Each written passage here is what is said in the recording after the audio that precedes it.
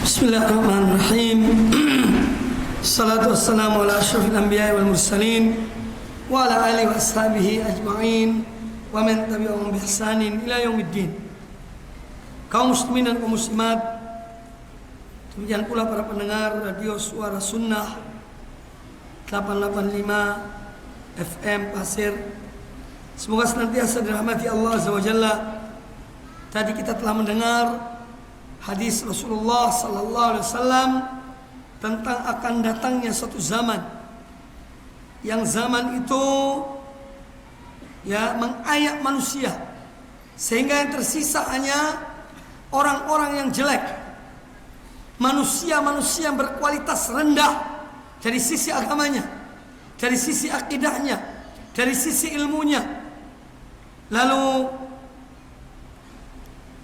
telah terjadi tertinggal mereka yang mana mereka tidak menepati janji, terjadi perselisihan di antara mereka, tidak melaksanakan amanah. Para sahabat bertanya, wahai Rasulullah, kaifa bina ya Rasulullah idza kana dzalik? Bagaimana keadaan kami jika hal itu terjadi wahai Rasulullah? Maka beliau memberikan wasiat, ta'khuduna bima ta'rifun. Kalian mengambil yang baik. Ini apa yang baik? Ini apa yang kalian ketahui. Wa tad'una ma tunkirun. Yang kedua, kalian meninggalkan apa yang kalian ingkari. Yang ketiga, wa taqbaluna ala khassatikum atau wa tuqbiluna ala khassatikum. Kalian sudah berhadapan dengan orang-orang yang khusus bagi kalian. Jadi membatasi pergaulan hanya dengan orang-orang yang khas yang kalian tahu dan kalian kenal. Wa tadaruna amra awamihim, dan tinggalkanlah urusan-urusan awam-awam mereka. Para ulama menyebutkan dari hadis ini karena Rasul alaihi salatu wassalam di antara metode beliau di dalam menyebutkan satu penyakit, beliau memberikan obatnya. Ya, beliau memberitahukan obatnya. Sebagaimana dalam hadis Al-Irbad bin Sariyah radhiyallahu anhu, ketika beliau mengatakan tentang akan terjadinya perpecahan-perpecahan di kalangan umat ini, kemudian beliau memberitahukan yaitu hendaklah kalian berpegang teguh kepada sunnah aku dan sunnah para khulafa rasyidin. Ada penyakit, ada obatnya. Dan dalam hadis ini pun demikian. Beliau menyebutkan sesuatu yang ini adalah sesuatu yang jelek, yang buruk, dan beliau memberikan jalan keluar, beliau memberikan obatnya. Yang pertama kata beliau, an ta'khudhu ma ta'rifun. Ta'khudhuna bima ta'rifun. Kata para ulama, an ya'khudhal insan bima ya'rifu annahu al-haqqu. Seorang dalam keadaan demikian, dia mengambil yang dia ketahui bahwa itu adalah hak. Ambil yang hak. Dan tentu di sini ketika Nabi alaihi salatu wassalam mengatakan kalian mengambil sesuatu yang kalian ketahui yaitu kebenaran, al-haq, ini mengandung perintah untuk belajar, untuk menuntut ilmu din. Karena dengan ilmu agama seorang mengetahui mana yang hak, mana yang batil, mana yang baik, mana yang buruk, mana yang halal, mana yang haram. Itu dan ilmu. Maka ketika Nabi SAW mengatakan ta'khuduna bima ta'rifun, kalian mengambil apa yang kalian ketahui, ini di balik hadis ini mengandung perintah untuk thalabul ilm, menuntut ilmu, menghadiri majelis-majelis ilmu. Dan alhamdulillah zaman kita ini, saya ini alhamdulillah keliling hampir ke seluruh Indonesia. Saya melihat sesuatu yang sangat mengembirakan, yaitu tentang iqbal asy-syabab. Banyaknya anak muda yang begitu bergairah untuk menuntut ilmu. menghadiri majelis-majelis ilmu, tauhid dan sunnah Nabi SAW. Satu hal yang menggembirakan. Maka dari itu, demikian pula apa yang kami saksikan di Samarinda ini, mudah-mudahan Allah menjaganya, memeliharanya dari berbagai macam keburukan. Ya, Iqbal, banyaknya kaum muslimin, kaum muslimat, generasi muda yang menghadiri majelis-majelis ilmu. Ini pertanda baik. Pertanda baik. Jadi agar seorang istiqomah di atas jalan yang benar, kembali pada istiqomah, dia mencari hal yang benar, mengambil al-haq. Ya, kemudian kata para ulama, wala yaduru fi falakis syubuhat. Dalam keadaan demikian, kita ini jangan berputar di sekeliling syubhat, hal yang tidak jelas. Jangan. Karena yang akan menjerumuskan kepada penyimpangan. Sudahlah, yang kita yakin benar, yang kita yakin hak, kita mengambilnya. Yang syubhat tinggalkanlah. Demikian pula menjauhi perbuatan-perbuatan yang tidak dicontohkan oleh Rasulullah SAW. Ini bagian dari yang tidak diketahui sebelumnya. Karena al-bid'ah datang sesudah sunnah. Ya, tidaklah muncul satu bid'ah melainkan akan tenggelam satu sunnah. Nah, di sini juga menuntut kita untuk apa? Mempelajari sunnah-sunnah Nabi Sallallahu Alaihi Wasallam, sehingga kita mengetahui mana yang muhdatsatul umur, mana yang hajjun Nabi Sallallahu Alaihi Wasallam, mana yang petunjuk dan mana yang bukan petunjuk dari Rasulullah Sallallahu Alaihi Wasallam. Ya, kemudian,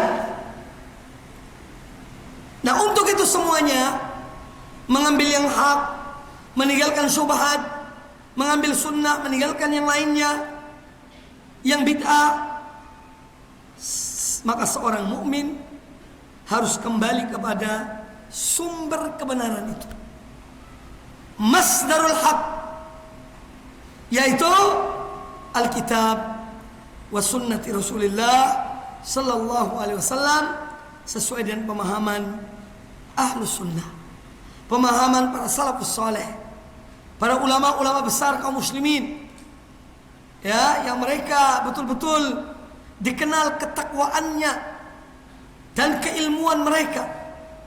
Kembali merujuk pada mereka, ya, karena penting untuk memahami Quran dan Sunnah. Tidak bisa seorang memahami dengan semaunya dia, sesuai akalnya, pikirannya atau perasaannya. Tidak. Manhaj kita adalah memahami kitab Allah dan Sunnah Nabi SAW sesuai dengan apa yang dipahami oleh para sahabat, para tabi'in dan orang-orang yang mengikuti mereka dengan baik. Ini yang pertama yang dijelaskan dari hadis ini. Kemudian yang kedua, adapun dalil tentang berpegang teguh pada kitab Allah dan Sunnah Nabi SAW, yaitu hadis Nabi SAW yang derajatnya hasan, sanadnya baik, diriwayatkan oleh Imam Malik. Kata Nabi SAW, taraktu fikum amraini, aku tinggalkan pada kalian dua perkara. Lan tadillu ma in tamassaktum bihima, kalian tidak akan tersesat selama kalian berpegang teguh kepada keduanya. Kitab Allahi wa sunnati, yaitu kitab Allah dan sunnah Nabi Sallallahu Alaihi Wasallam. Hadis ini hadis hasan, dihasankan oleh Imam Al-Albani rahmatullah alaih. Kemudian yang kedua dari hadis ini, yaitu kata Nabi alaihi salatu wassalam, wa tada'una ma tunkirun, kalian meninggalkan apa yang kalian ingkari. Jadi meninggalkan sesuatu yang mungkar, ya, sesuatu yang mungkar yang tidak pernah dikenal sebelumnya dari agama ini. Tinggalkan, jangan ikuti. Pernah seorang sahabat, Nawas bin Sam'an radhiyallahu anhu, datang menemui Nabi sallallahu alaihi wasallam. Lalu kata beliau, sa'altu Rasulullah sallallahu alaihi wasallam, aku datang bertanya kepada Rasulullah sallallahu alaihi wasallam, anil birri wal ithmi, tentang suatu perbuatan yang baik dan perbuatan dosa. Jadi bagaimana aku bisa membedakan antara ini baik atau buruk? Tentu dalam hal ini di saat dia itu tidak menemukan dalil dari Quran dan Sunnah, ya, sehingga ada sesuatu yang ada pada yang harus dihadapinya, tapi dia samar bagi dia antara bir dan ithim, maka faqal, kata Rasulullah sallallahu alaihi wasallam, al-birru husnul khuluq. Albir, perbuatan yang baik, berbakti itu adalah akhlak yang mulia. Itu adalah bir. Kemudian wal ithmu ma haka fi sadrika wa karihta an yattali'a alaihi nas. Sedangkan dosa itu sesuatu yang mengganjal dalam dadamu. Ya, sesuatu yang mengganjal dalam dadamu dan engkau tidak senang kalau diketahui oleh manusia. Berarti itu tidak benar. Ya. Kadang-kadang seorang tidak mengetahui dalil sesuatu, tapi hatinya mencegah dari apa yang dia lakukan itu. Hatinya mengganjal dalam dirinya dari perbuatannya. Nah, ini berarti dosa. Sesuatu yang tidak benar. Jadi meninggalkan hal-hal yang kita ingkari. Ini salah satu jalan keluar agar kita tetap istiqamah di atas jalan yang benar, ya, di zaman yang penuh dengan fitnah dan cobaan. Kemudian juga ada hadis yang lain tentang kalian meninggalkan apa yang kalian ingkari, yaitu dari Hasan bin Ali radhiyallahu anhu, bin Ali bin Abi Thalib radhiyallahu anhuma, kata beliau, Rasulullah sallallahu alaihi wasallam bersabda, "Da' ma yaribuka ila ma la yaribuka." Tinggalkan apa yang meragukanmu dan ambillah apa yang tidak meragukanmu. Artinya, tinggalkan apa yang meragukanmu untuk engkau mendatangi sesuatu yang tidak meragukan engkau. Ya. Fa inna sidqa, karena kata Nabi alaihi salatu wassalam, fa inna sidqa, karena kebenaran, kejujuran itu adalah tumaninah, yaitu ketentraman yang ada dalam diri seseorang. Ya. Wa innal kadhiba ribatun, dan bahwasanya kedustaan itu adalah sesuatu yang membuat orang tua ragu dalam diri. Ini juga hadis yang menjelaskan kepada kita tentang apa yang disabdakan oleh Nabi sallallahu alaihi wasallam. Wa tad'una ma tunkirun, kamu meninggalkan apa yang kamu ingkari. Kemudian poin keempat, ketiga yang disebutkan dalam hadis ini, wa tuqbiluna ala khassatikum atau taqbaluna ala khassatikum, dan kalian, ya, wa tuqbiluna ala khassatikum, kalian datang menghadapi para ulama atau orang-orang khusus kalian. Di sini disebutkan ketika di zaman munculnya fitnah, ya, yang dapat menyeret seorang pada penyimpangan, baik itu akidah, penyimpangan manhaj, penyimpangan dalam hal ibadah dan yang lainnya, yaitu al-iqbal alal ulama ar-rabbaniyin,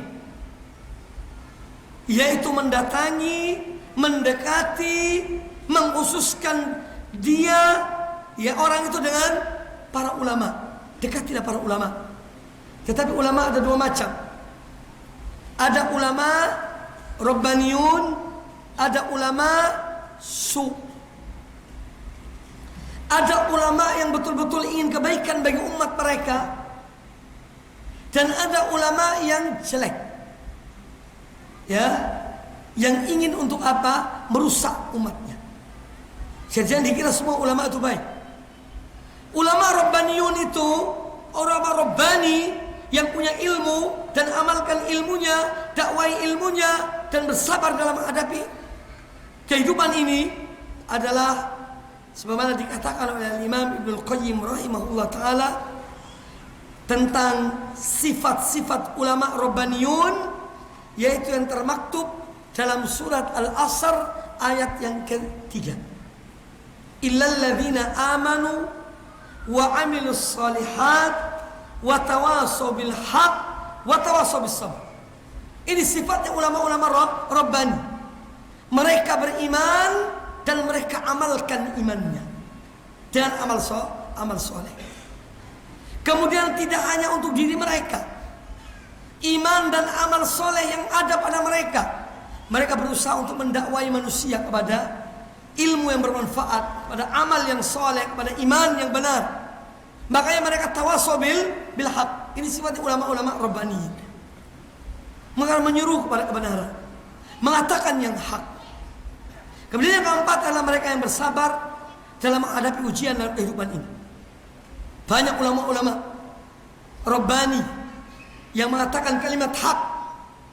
Mereka dikucilkan, kadang-kadang mereka dipenjara, dihukum oleh penguasa, dan itu ada sejak zaman dahulu. Al-Imam Ahmad bin Hanbal dipenjarakan di zaman Al-Ma'mun, salah seorang penguasa Bani Abbas, karena al-qaul, fitnah, ujian ketika itu dengan al-qaul bi khalqil Quran, bahwa Al-Quran itu makhluk. Imam Ahmad tetap mengatakan tidak, Al-Quran adalah kalamullah, Al-Quran bukan makhluk. Sampai beliau dipukuli, dicambuk, dipenjara. Tapi beliau apa? Sabar.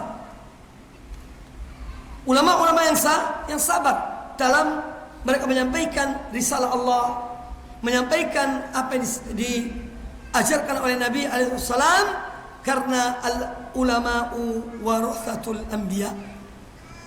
Para ulama adalah pewaris para nabi. Maka dekati mereka. Di zaman yang banyak fitnah itu, dekati para ulama. Ulama-ulama yang menginginkan kebaikan bagi kita, ya, yang mengajak pada Allah, mengajak pada Rasulnya sallallahu alaihi wasallam, bukan mengajak pada hawa nafsu, tidak. Jadi mendekati para ulama. Kemudian kata Nabi alaihi salatu wassalam, ya, wa tatruku wa tadharuna amra awamikum. Yang keempat kata beliau, tinggalkan perkara-perkara orang-orang awam kalian. Ini disebutkan, dibawakan untuk menguatkan pendapat hadis ini, yaitu perkataan Ali bin Abi Thalib radhiyallahu anhu. Kata beliau, an-nasu thalathun. Manusia itu ada 3 golongan. Ya. Yang pertama, alimun rabbani. Manusia itu ada 3 kelasnya, ada 3. Ada 3 golongan. Yang pertama, alimun rabbani, yaitu orang alim yang betul-betul mempunyai ilmu, mengamalkan ilmunya, dakwai manusia pada ilmunya, dan bersabar dalam menghadapi ujian kehidupan ini. Mereka para ulama Rabbani. Ini golongan pertama. Yang kedua, wa muta'allimun ala sabilin najat. Golongan manusia yang kedua, muta'allimun, orang-orang yang menuntut ilmu, yang mereka ingin mendapatkan jalan keselamatan. Mudah-mudahan kita termasuk di antara mereka yang kedua ini, yang menuntut ilmu karena Allah, menginginkan keselamatan diri kita dan keluarga kita. Sebagaimana Allah Ta'ala berfirman, ya ayyuhalladzina amanu, wahai orang-orang beriman, qu anfusakum wa ahlikum nar. Pelihara diri kalian dan keluarga kalian dari azab api neraka. Ini golongan yang kedua, yaitu muta'allimun ala sabilin najat. Orang yang dia belajar menuntut ilmu, yang dia inginkan atau berada di atas jalan keselamatan karena dia mendekati ilmu. Kemudian yang ketiga, kata Ali bin Abi Thalib, wa hamajun ru'a atba'u kulli na'iqin yamiluna ma'a kulli rihin lam yastadi'u binuril ilmi wa lam yalja'u ila ruknin wathiq. Golongan ketiga, golongan yang paling banyak, yaitu kata beliau, wa hamajun ra'aun atau ri'aun, yaitu hamaj, orang-orang yang kelasnya rendah, tak punya ilmu, tak ada amalnya. Ya, mereka ini atba'u kulli naik, mengikuti setiap suara. Ada suara A ikut suara A, ada suara B ikut suara B, ada suara C ikut suara C. Ikut setiap panggilan, diikuti. Karena tidak punya landasan, ya, yaitu yamiluna ma'a kulli rih. Mereka ikut condong di mana angin itu meniup mereka ibarat pohon. Ikut arus. Arusnya kemana diikuti. Ini golongan yang ketiga. Ya, lam yastadi'u binuril ilmi. Mereka tidak mempunyai payung ilmu yang mereka mengambil cahaya dari ilmu itu untuk menunjuki jalan kepada yang benar, yang baik. Walam yalja'u ila ruknin wathiq, dan mereka tidak pernah bersandar pada satu patokan yang kokoh. Itu kebanyakan manusia. Ya, kadang-kadang akal mereka jadi dalil, kadang-kadang perasaan mereka jadi dalil, kadang-kadang teman mereka jadi dalil. Kemana dia diikuti? Ini hal-hal yang menunjukkan tidak ada prinsip, yaitu golongan yang ketiga dari macam-macam manusia.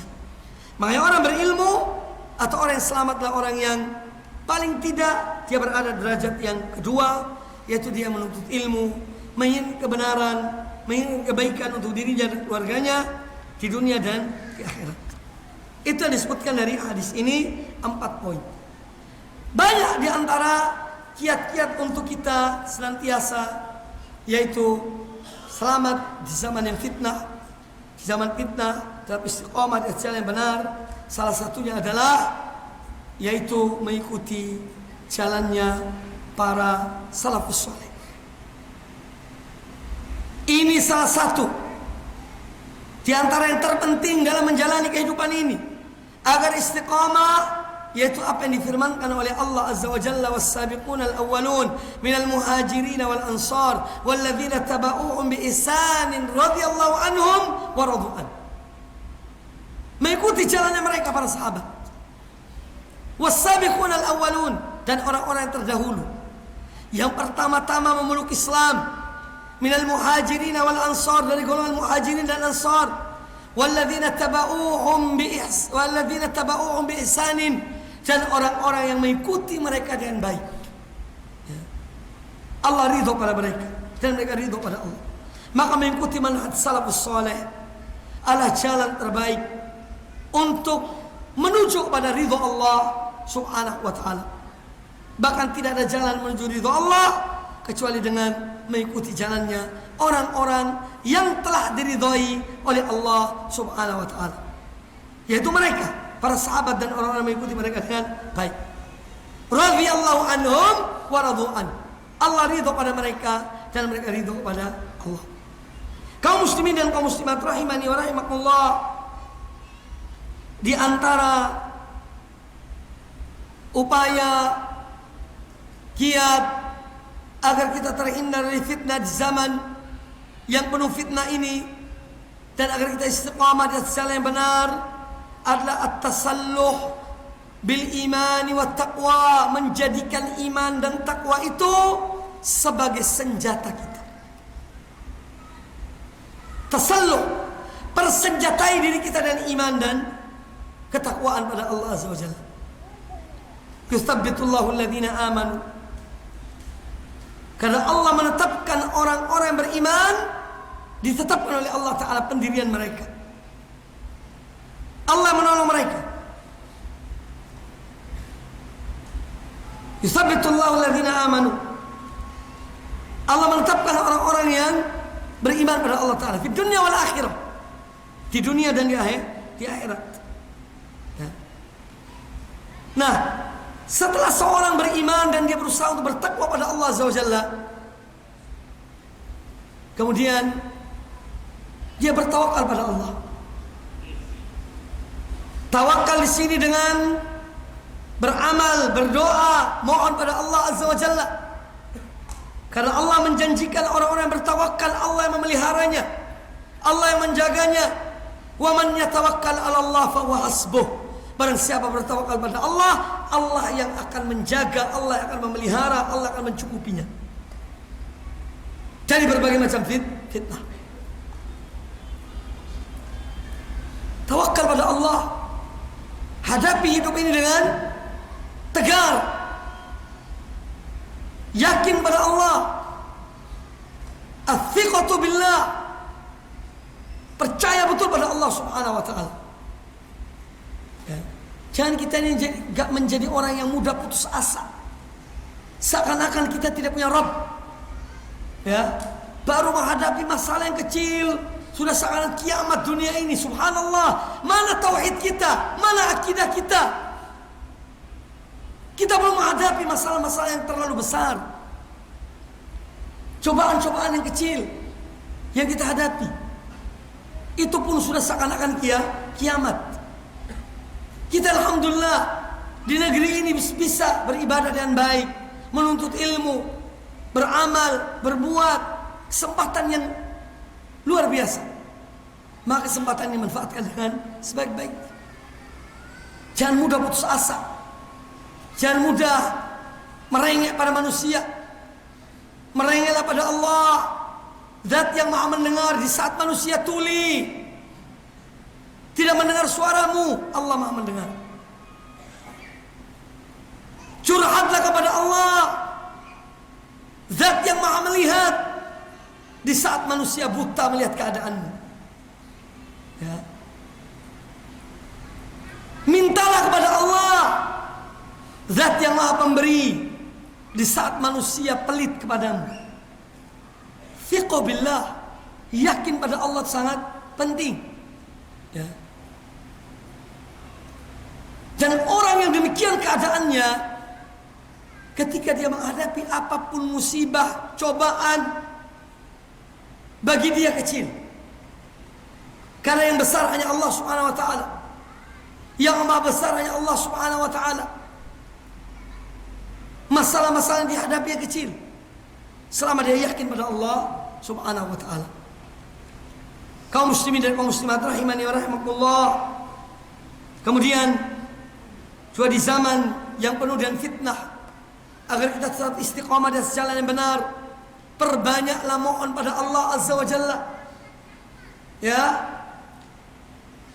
Berdoalah dengan doa di antara doa-doa yang kita dianjurkan, yaitu doa Nabi Yunus alaihissalam, la ilaha illa anta subhanaka inni kuntu minadh dhalimin.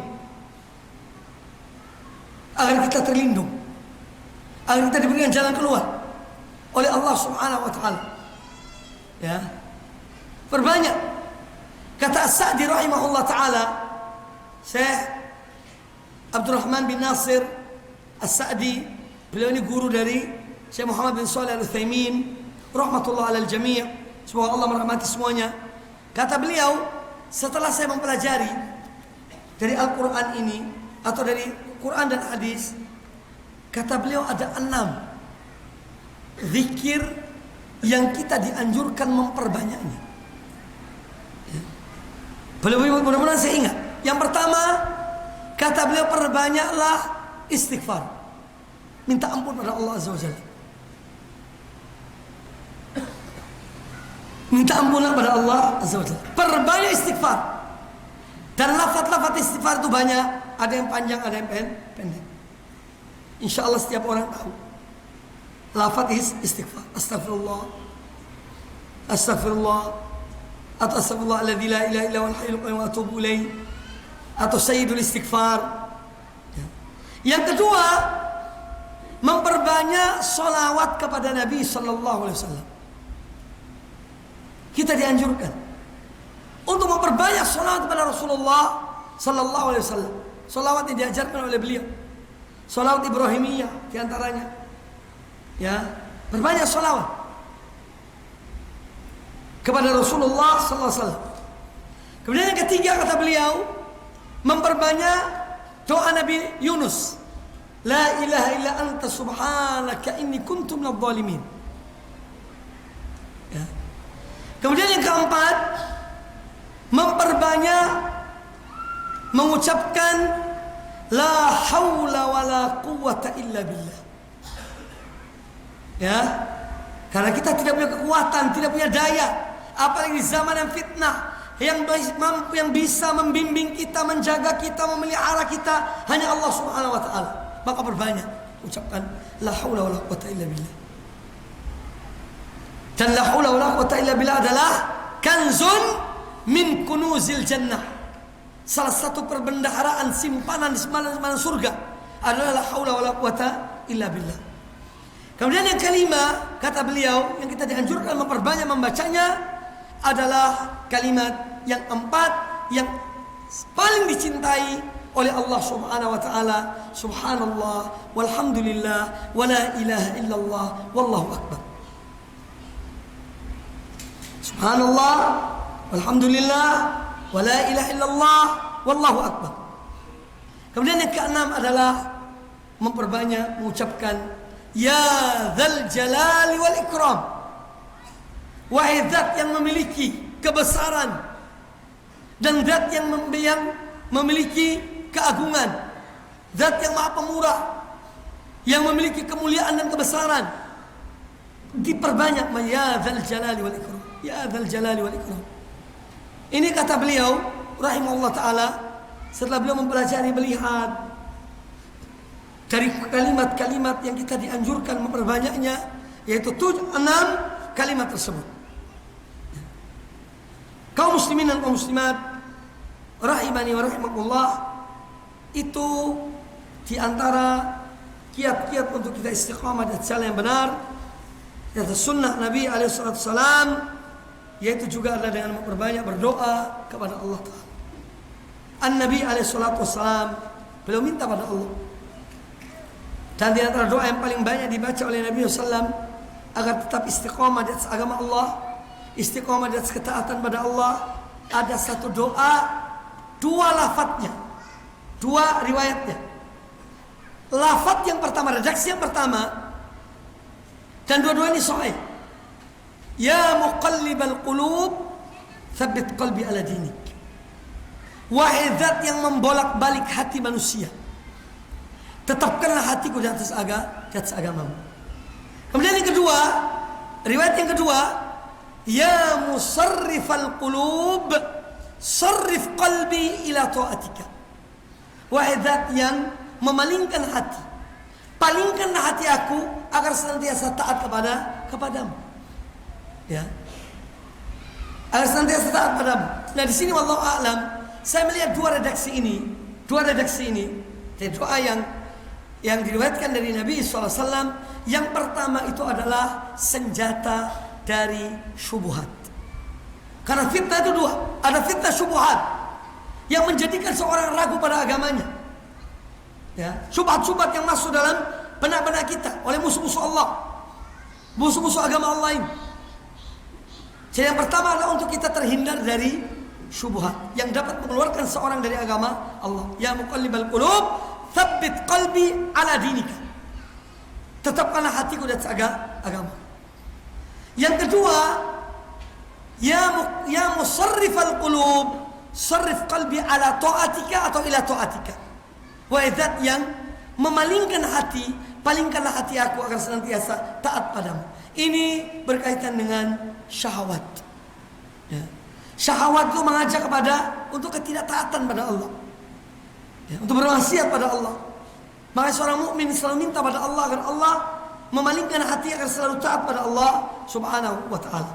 Wallahu taala a'lam. Ini dapat disampaikan, dan sekarang insyaallah saatnya untuk tanya jawab karena waktu kita hanya singkat. Ya, sini saya akan menjawab semampu saya dari pertanyaan-pertanyaan yang telah masuk. Ustaz, bagaimana cara mengetahui ustaz yang menyuruh kepada syubhat atau tidak menyuruh kepada syubhat? Ini semua kembali pada ilmu. Karena kata Al-Imam Ibnul Qayyim rahimahullah ta'ala, bahwa Allah menguji seorang hamba dengan 2 ujian, 2 fitnah. Fitnah syubhat dan fitnah syahwat. Fitnah syubhat itu obatnya adalah ilmu. Adalah ilmu yang bermanfaat, Quran dan Sunnah, dalil. Ya, jadi seorang mengatakan ini syubhat atau tidak, ya dengan ilmu tadi itu. Sini pentingnya belajar ilmu. Yang kedua, fitnah yang kedua adalah syahwat. Nah, untuk melawan atau terhindar dari fitnah syahwat ini, obatnya adalah mujahadatun nafs. Melawan hawa nafsu. Karena kaitannya syahwat. Syahwat itu menyeru kepada perbuatan jelek. Nah, seorang harus melawan hawa nafsunya. Itu obat dari penyakit syahwat, melawan hawa nafsu. Wallahu a'lam. Maka di sini orang ingin tahu ustaz mengajarkan syubhat atau tidak, ya kita tinggal belajar. Pelajari ilmu. Banyak contoh syubhat. Contoh syubhat yang berbahaya yaitu ini seorang tuh bisa kufur gara-gara syubhat ini. Apa itu kira-kira? Ada orang mengatakan bahwa kita beragama ini perlu dipertanyakan. Iya. Karena apa? Kalau kita melihat realita, negara-negara yang maju, yang damai, tentram, aman, itu yang orang-orangnya tidak beragama. Ya. Sehingga menjadi contoh. Anak oleh Eropa itu lihat, Masya Allah, baru injak serba cross, mobilnya langsung berhenti. Kalau sini enggak, itu ya suruh berhenti. Padahal ini jalannya manusia. Sudah disiapkan untuk jalan orang. Begitu ada bel, titik. Padahal sebetulnya dengan zebra cross itu sudah tahu bahwa ini jalannya orang. Nah ini dipuji-puji kehidupan di sana. Sementara Anda melihat di negara-negara Muslim yang mayoritas agama Islam, hidupnya kempro, banyak penipunya, banyak ininya, kemundurannya dan seterusnya. Ini syubhat. Ya. Seorang kalau tidak punya agama, tidak punya keyakinan, dia bakal berpikir, iya ya, benar ya. Na'udzubillah min dzalik. Ini contoh syubhat. Menjadikan orang itu ragu pada agamanya. Jadikan seorang ragu pada agamanya. Maka di sini pentingnya ilmu. Maka dari itu kalau kita tahu punya ilmu, kita akan tahu tentang orang yang menyebarkan syubhat atau tidak. Wallahu a'lam. Pertanyaan berikutnya. Ustaz, ada orang mengatakan ambil baiknya dan buang tidak baiknya. Ini termasuk syubhat. Termasuk syubhat. Dari mana Anda tahu ini baik ini buruk? Dan kok sempat-sempatnya mengajarkan keburukan? Kan aneh. Ada ustaz mengajarkan keburukan. Ya. Karena di sini disebutkan ambil baiknya, tinggalkan buruknya. Loh kok ada ustaz yang ngajari buruknya, keburukan? Ya tidak pantas lah. Ngajari yang baik. Ya jadi termasuk syubhat, harus punya ilmu. Ya. Jangan ilmunya hanya di papan tulis. Ya. Panah kiri, panah kanan. Ya. Tapi tidak ada ilmunya. Nah, ilmu qala Allah, qala Rasul.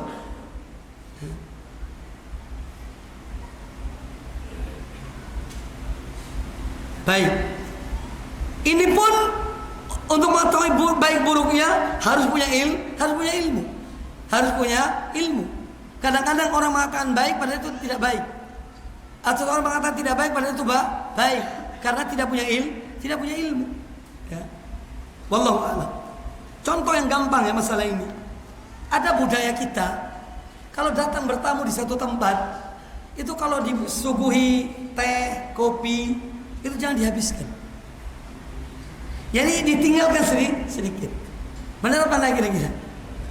Ya ada di sebagian tempat ya, bukan semua. Ya. Nah ini dalam menurut budaya itu adab dan sopan santun dalam bertamu. Tapi menurut agama tidak. Itu adalah tabdzir. Ya. Innal mubadzirina kanu ikhwana syayatin. Bahwa orang-orang mubadzir itu saudara syaitan. Terus siapa yang akan minum sisa dari minuman kita itu? Dibuang setelah itu. Nah ini contoh. Jadi ada hal yang menurut kita baik, menurut agama tidak baik.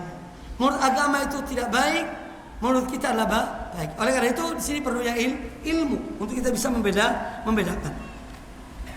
Baik, pertanyaan berikutnya. Pertanyaan yang panjang saya tidak baca karena butuh waktu. Saya baca yang singkat-singkat saja. Ustadz saya ini baru hijrah. Ya. Hijrah itu artinya pindah dari sesuatu ke sesuatu. Ya. Ini hijrah, sesuatu yang buruk pada yang baik. Kemudian kata penanya ini, saya masih bingung apa yang dimaksud dengan akidah dan manhaj salaf. Bagus. Ya. Akidah itu yaitu yang berkaitan dengan keyakinan. Ya. Pokok dari akidah kita itu disebut dengan al-usul as-sittah atau al-arkanul iman as-sittah. Pokok dari akidah kita semua kembali kepada 6 rukun iman. Ya, 6 rukun iman. Iman kepada Allah, iman kepada para malaikat, iman kepada kitab-kitab Allah, iman kepada para nabi-nabi atau rasul-rasul Allah, iman kepada hari kemudian, hari akhir, dan iman kepada qada dan qadar atau takdir Allah baik dan yang buruk. Ini prinsip pokok yang menandasi semua akidah yang ada dalam Islam. Dari 6 ini tadi akan terpencar kepada masalah-masalah yang lain yang wajib kita iman. Ini akidah. Sumber akidah dari mana? Quran dan sunnah Nabi sallallahu alaihi wasallam. Apa boleh sumber akidah kita itu dari mimpi? Tidak. Ya. Karena mimpi itu siapa yang tahu? Orang yang mengatakan aku mimpi. Aku disuruh untuk datang ke gunung apa begitu, ya, mengambil pasir di sana, tanah di sana, jadikan sebagai penyembuh bagi penyakit. Siapa yang tahu? Bisa jadi orang mengatakan mimpi ini adalah bukan orang yang bisa dipercaya, bukan orang yang jujur. Itu pun harus ada dasarnya. Kok di gunung ini ada pasir yang bisa menyembuhkan, ya, sebagai obat. Nah, jadi mimpi itu bukan dalil. Tidak bisa dijadikan pegangan untuk akidah kita. Karena itu mimpi. Ya. Kemudian manhaj, ya, akidah salaf pada manhaj salaf. Manhaj salaf itu, manhaj sebetulnya sebuah sistem. Kalau dikatakan manhaj salaf, yaitu satu sistem dalam Islam ini yang pernah dijalankan oleh generasi terbaik umat ini, yaitu para sahabat. Karena kata Nabi alaihissalam, khairun nasi qarni, sebaik-baik manusia adalah generasi aku, itu para sahabat. Thumma alladhina yalunahum, thumma alladhina yalunahum, kemudian yang datang setelah mereka para tabi'in, dan setelah mereka para tabi'ut tabi'in. Ini 3 generasi pertama yang disebut dengan Qurun al-Mufaddalah, generasi yang terbaik. Nah, manhaj mereka ini tentu kembali pada Quran dan Sunnah. Manhaj ini di dalam akidah mencakup banyak hal. Sistem ini dalam banyak hal. Maka kita jangan mengambil manhaj salaf itu hanya dalam metode di dalam mengambil akidah. Tidak hanya itu. Metode dalam ibadah, tidak hanya itu, tetapi dalam akhlak, dalam muamalah, itu dalam berdakwah, itu ada metode mereka. Ada manhaj yang sudah baku, ya, yang kembali pada Quran dan sunnah Nabi sallallahu alaihi wasallam. Ini manhaj salaf. Maka kalau manhaj salaf itu hanya diartikan tidak boleh mengkritik pemerintah, ya itu sangat kerdil pemahaman itu. Sangat kerdil. Kalau ada orang, entah itu ustadz apa bukan ustadz, yang mengkotakkan bahwa yang dimaksud dan manhaj salaf itu hanya dalam hal berkaitan larangan mengkritik penguasa, ini terlalu kerdil. Manhaj salaf adalah Islam secara keseluruhan. Itulah manhaj salaf. Ya. Makanya ada sebagian ulama mengatakan manhaj salaf itu adalah ibarat apa yang disabdakan oleh Nabi sallallahu alaihi wasallam, al-imanu bid'un wa sab'una syu'bah. Iman itu lebih dari 70 cabang. A'laha qaulu la ilaha illallah wa adnaha imatatul adza anit tariq wal haya'u syu'batun minal iman. Ya. Iman yang paling tinggi adalah tauhid, la ilaha illallah. Cabang iman yang paling rendah menyingkirkan gangguan dari jalan. Dan al-haya, rasa malu adalah bagian dari salah satu cabang dari iman. Makanya akidah manhaj salaf dan akidah dan manhaj salaf ini satu kesatuan yang utuh. Kalau ada orang hanya ambil akidah tapi akhlaknya bejat, ya bukan salafi namanya. Ya, bukan salafi. Karena dia tidak mengikuti akhlak yang salaf. Ya. Kalau ada orang menjadikan ahlul fitnah untuk membela dirinya, ya, untuk membela agama ini dan ahlul fitnah, ya itu bukan cara yang mana salaf. Ahlus sunnah tidak memakai al-juhala, ya, al-jahala dan juhala dan ahlul fitnah untuk membela agama Allah dan Rasulnya, tidak. Yang membela adalah kaum mukminin, orang para ulama yang mewarisi para anbiya. Ya, dan kita membela agama Allah sesuai dengan kemampuan kita masing-masing. Salah satu bagian dari membela agama Allah, kita jalankan agama Allah itu. Jalankan syariat Allah. Ini bagian dari nusratullah. In tansurullaha yansurkum wa yuthabbit aqdamakum. Apabila kalian menolong agama Allah, Allah akan menolong kalian. Paling tidak untuk diri kita, keluarga kita. Didik mereka dengan iman dan Islam yang benar. Didik mereka dengan ibadah yang hak, akhlak yang mulia. Itu sudah bagian dari menolong agama Allah Subhanahu wa taala. Jadi kalau Anda bertanya apa itu akidah dan manhaj salaf, ini satu kesatuan, dia merupakan Islam secara keseluruhan. Bukan setengah-setengah. Tidak memilih-milih, memilah-milih. Yang cocok dengan hawa nafsu aku ambil, yang tidak cocok aku tidak ambil. Ini sama dengan ahlul kitab. Ya. Sama dengan ahlul kitab Yahudi. Cocok dengan mereka diambil, dah cocok Rasulnya dibunuh. Itu Yahudi, orang mukmin tidak. Ya, manis atau pahit, kalau itu ada perintah Allah, maka dia mengikutinya. Ini pemahaman yang harus kita luruskan dari sebagian orang yang salah paham dalam masalah ini. Aku qouli hadza wallahu taala a'lam. Cukup ya? Tapi kasihan jamaahnya. Baik, pertanyaan berikutnya. Yang pendek-pendek ya. Yang panjang kayak gini enggak? Ini harus baca. Ini Masya Allah sedikit. Baik. Assalamualaikum warahmatullahi wabarakatuh. Ustaz, bagaimana cara istiqomah di saat kita sendirian? Ini sebetulnya ya, di saat sendirian ini adalah ujian untuk seorang menjadi manusia yang terbaik, ya, atau hamba yang betul-betul mulia, atau dia menjadi hamba yang nanti terancam oleh Allah Subhanahu wa taala. Karena apa? Orang ketika sendirian, apabila dia ingin istiqomah, dia mengingat fadilah ibadah di saat sendirian. Yang mana orang ketika sendirian, ya, dia itu berzikir pada Allah, mengingat Allah, kemudian menangis, dia menjadi salah seorang yang mendapat naungan di dalam naungan Allah di hari yang tiada naungan kecuali naungan Allah.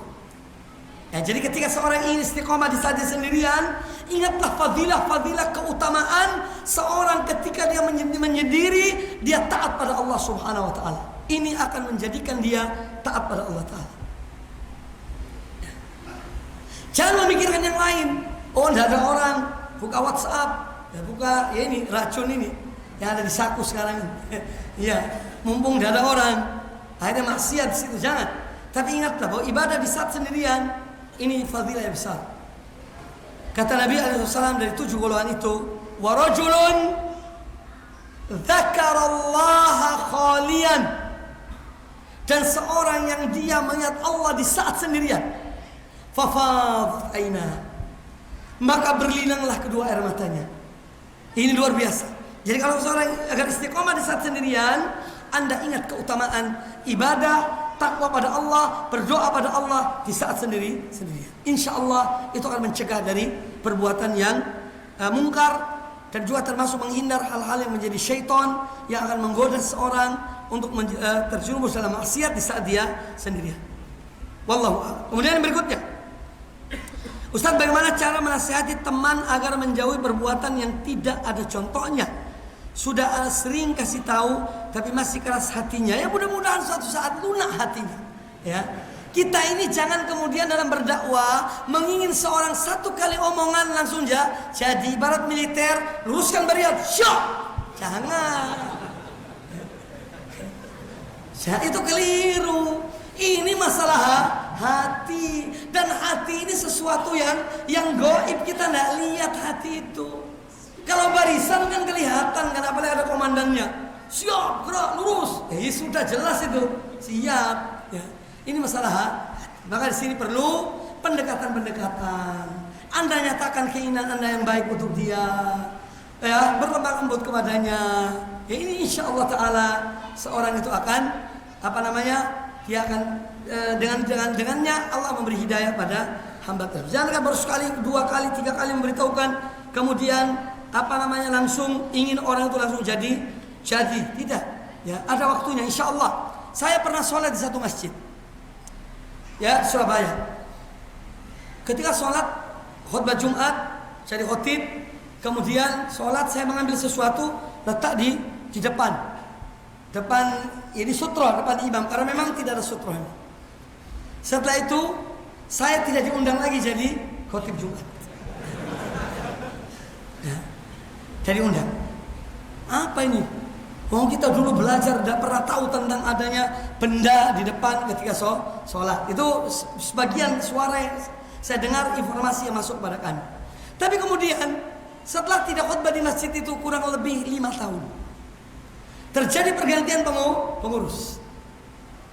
Bergantian pengurus, saya diundang lagi untuk ceramah setiap bulan 1 kali, yaitu Kamis kedua.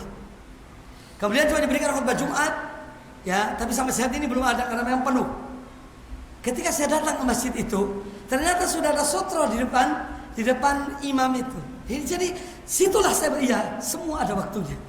Ya, semua itu ada waktunya. Nah, kita pun harus sabar dalam dakwah ini. Ya, saya sering mengatakan tentang Nabi Musa alaihissalam.